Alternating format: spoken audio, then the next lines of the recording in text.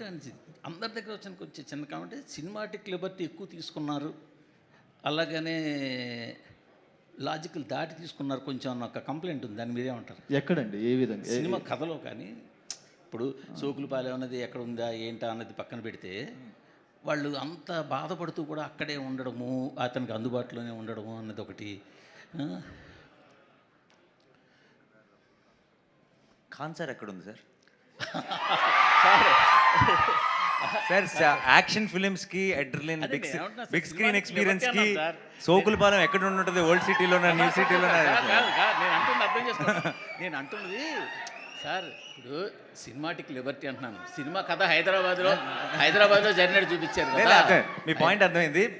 But అంటే కొన్ని సినిమాలకి మీరు అలవాటు పడిపోయారు, ఆ క్వశ్చన్ రాదు. కొన్ని సినిమాలకి ఏంటంటే ఇప్పుడు మనకి ఆబ్వియస్లీ ఇప్పుడు అంటే సుందరానికి టీం దగ్గర నుంచి వస్తుంది కాబట్టి ఎక్కువ లాజిక్ కోసం చదువుతారు, కానీ ఈ జానర్కి అంత అబ్సల్యూట్ లాజిక్ అవసరం లేదండి. It's a cinematic experience. We believe, then we jump in, then the drama begins, then the magic begins.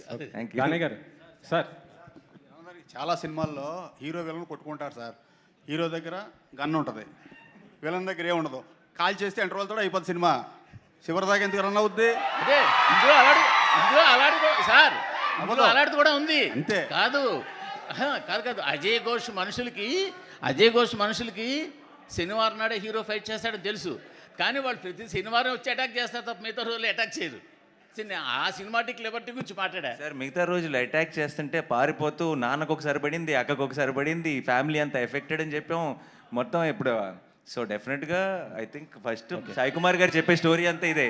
వారం అంతా బిక్కుమని బతుకుతూ సాటర్డే రోజు వెళ్ళి ఈడేం చేస్తాడా, దానివల్ల అందరి మీద ఎఫెక్ట్ పడుతుంది అన్నది. సార్ దానయ్య గారు.